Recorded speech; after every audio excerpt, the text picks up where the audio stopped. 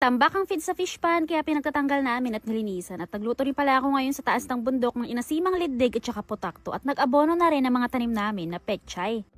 Paakyat na sana kami sa taas ng bundok na mapansin nga namin itong maliit na fish pond malapit dito sa bahay na tambak pa rin ang feeds. Kahapon pa to ng hapon sinabog ng asawa ko pero parang tinikman lang daw kasi grabe pa talaga yung mga feeds na nasa ibabaw. Medyo malalaki na nga rin yung mga feeds kasi umalsan at hindi pwedeng pabayaan na lang yan na ganyan kasi mabubulok at saka mamamaho. Siguradong hindi na rin yan kakainin pa ng mga hito kasi nangyari na rin yung ganito noong mga nakaraang buwan at nabulok na lang hanggang sa namaho. Sabi ko nga bakit kasi sobrang dami na naman ng sinabog, siguro ay hindi na talaga kayang ubusin ng mga hito kapag ganyan na talaga karami. Pero hindi naman basta-basta masisira na lang yung mga feeds kasi sinala namin at saka meron kaming pansalok at ibinigay namin dito sa mga manok para kainin. Kung natatandaan nyo rin pala, meron kaming isang malaking hito dito na pinakawalan at 2 buwan na rin na nakakalipas at gusto na naming makita ngayon kung mas lumaki pa ba siya. Hindi pa napapahibasan na maayos tong fish pond kanina ay kitang-kita na kaagad yung likod nitong malaking hito. Ang timbang ng hito na to ay higit 4 na kilo at yung mga kasama niya nga parang mga naging anak niya na lang. Sabi ko nga, hindi namin to pwedeng ulamin na kami lang dito sa bahay ang kakain kasi napakalaki at kung kami lang siguro aabutin to ng ilang araw bago maubos. Kapag araw-araw ang pagbigay ng feeds dito, siguradong mas lalaki pa at pagkatapos ng pahibasan, kinuskus na rin namin ng kaunti para matanggal yung mga lumot at nilagyan ulit ng tubig. At nung mga bandang alas 9 na nga ng umaga ay umakyat na kami sa taas ng bundok at ang gagawin ko nga dito mamaya ay mag-aabono ako ng mga pechay at saka mustasa na tinanim pa namin noong nakaraang araw pa. Pero bago yon, magluluto muna ako ng kakainin namin para ngayon tanghalian at nagtalbos nga muna ako dyan ng sabnit na pang-asim ko mamaya sa liddig. Simpleng luto lang naman ang gagawin ko dito at ito nga isa sa mga paboritong ulamin ng mga katulad namin na Ilocano. Nagpakulo lang ako dyan ng tubig na merong bagoong at saka talbos ng sabnit at saka ako nilagay yung mga liddig. Naglagay din pala ako dyan ng luya na pinitpit ko kanina at hinayaan ko lang yan na kumulo ng kumulo hanggang sa maluto. Marami ako nilagay na talbos ng sabnit kaya masarap humigop ng sabaw nito mamaya. Masarap ang pagkaasim. Bukod nga dyan, pinaluto rin pala sa akin ni mama itong mga napitas niya kanina na mga putakto o sigarilyas. At dahil meron pa kami natira kaninang umaga na ulam namin na inihaw na manok kaya eto na lang muna ang gagawin ko na pansahog. Dilata nga sanang ilalagay ko dito na pansahog at mabuti na nga lang na alala ko na meron pala akong daladala na inihaw na manok na tira namin kaninang umaga. Ginisa lang din pala ang ginawa kong luto dyan at tinimplahan ko na nga lang din ng asin. Pagkatapos ko nga magluto dyan ay kumain na rin kami kaagad at mamaya ay mag-aabono na ako kasi ngayong hapon meron pa kaming pupuntahan kaya maaga kami na uuwi. Sa mga nagtatanong din pala kung ano yung ginagamit namin na abono sa mga tanim namin, eto lang naman laging dalawa, complete o triple 14 at saka urea. Sa pechay at saka sa mustasa ang ginagawa namin, itinutunaw na namin dito sa tubig pagkatapos ay ididilig. Pagkatapos, didiligan pa ulit yan mamaya ng isa pa, yung puro tubig naman kasi kapag hindi diniligan ng tubig, masusunog yung mga dahon, mamamatay. So yun lang naman for today's video. Thank you for watching!